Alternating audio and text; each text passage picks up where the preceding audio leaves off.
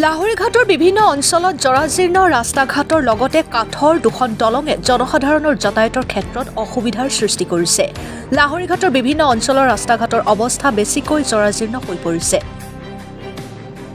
যাৰ ফলত স্থানীয় ৰাইজ দৈনন্দিন জীৱন যাত্ৰাত অসুবিধাৰ সন্মুখীন হৈছে। বিশেষকৈ জাৰিবৰ, উত্তৰ জৰিবৰ, টেঙাগুৰি, বালিডুঙা কেইবাটাও পথৰ অৱস্থা অত্যন্ত বেয়া। কেঁচা পথ আৰু ফুটকা ডাঙৰ গাঁতলৈ পৰিপূৰ্ণ হোৱা যান-বাহনৰ চলাচল অসুবিধা হৈছে।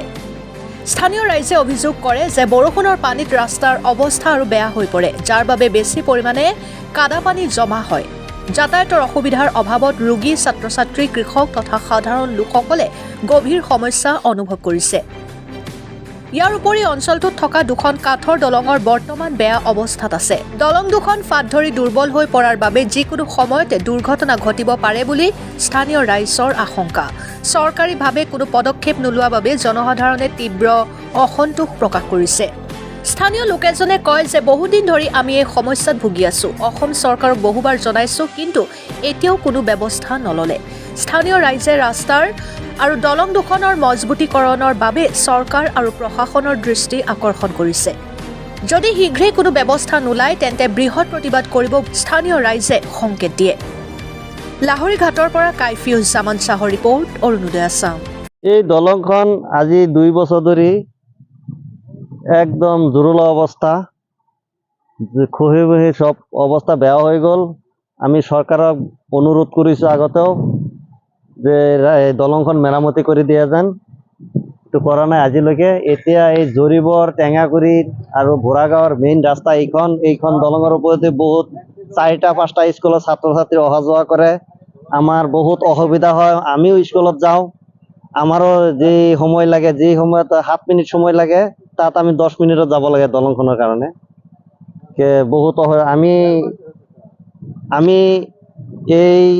আমি চৰকাৰক অনুৰোধ জনাওঁ যে আমাৰ দলংখন অতি শীঘ্ৰে আমাৰ মেৰামতি কৰি দিয়া যেন, সেইকাৰণে আমি অনুৰোধ জনাইছোঁ।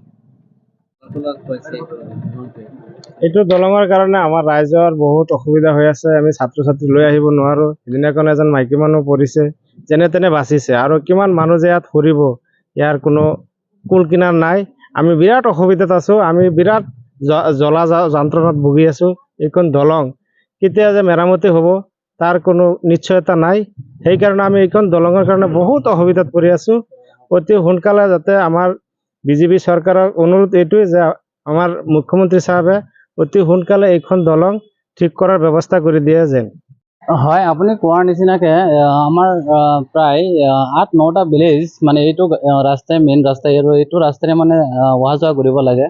আৰু বিশেষকৈ ক'বলৈ গ'লে আমাৰ প্ৰায় হাজাৰ হাজাৰ ল'ৰা-ছোৱালী, স্কুলৰ ছাত্ৰ-ছাত্ৰী এইটো ৰাস্তাৰে অহা যোৱা কৰে। আৰু আমি আচলতে দেখিবলৈ পাইছোঁ ৰাস্তাটো বহুত বেয়া হৈ গৈছে। আৰু আমি অনুমান কৰোঁ যে হয়তো মানে বহুত এক্সিডেণ্ট ইয়াত হোৱাৰ সম্ভাৱনা আছে। গতিকে আমি চৰকাৰক অনুৰোধ জনাওঁ, এই ৰাস্তাটো অতি সোনকালে মেৰামতি কৰি দিব লাগে, নহ'লে ইয়াত বহুত ভয়ংকৰ এক্সিডেণ্ট হোৱাৰ সম্ভাৱনা আছে। আৰু আমি যদি দেখিবলৈ পাওঁ যে এই ৰাস্তাটো মানে প্ৰায় মাত্ৰ 1 বছৰ আগতে নিৰ্মাণ কৰা হৈছিলে। বানপানীয়ে মানে খহাই নিয়াৰ পিছত দলংটো নিৰ্মাণ কৰা হৈছিলে। আৰু এই দলংটো নিৰ্মাণ কৰাৰ মাত্ৰ 1 বছৰৰ ভিতৰতেই দলঙৰ যিটো কাঠ ইউজ কৰিছিলে ইয়াত, এই গোটেইখিনি এতিয়া জহি খহি পৰি যাবলৈ আৰম্ভ কৰিছে। আৰু আমি দেখিবলৈ পাওঁ যেতিয়া মানে টমটম বা অন্য বাইক-চাইক এইবিলাক মানে যায় এই দলঙৰ ওপৰেৰে, বাইক মানে বা টমটম এইবিলাক বন্ধ কৰি খোজকাঢ়ি মানে পাৰ হ'ব লাগে। আৰু বাইক চলাই যোৱাৰ কোনো মানে ব্যৱস্থাই নাই। গতিকে চৰকাৰক আমি অনুৰোধ জনাওঁ, আমাৰ অসমৰ অতি দক্ষ মুখ্যমন্ত্ৰী ডক্টৰ হিমন্ত বিশ্ব শৰ্মাক তদন্ত কৰি এই দলংটো মানে নিৰ্মাণ কৰি দিয়ে যেন, এয়া হিমন্ত বিশ্ব শৰ্মালৈ মানে অনুৰোধ।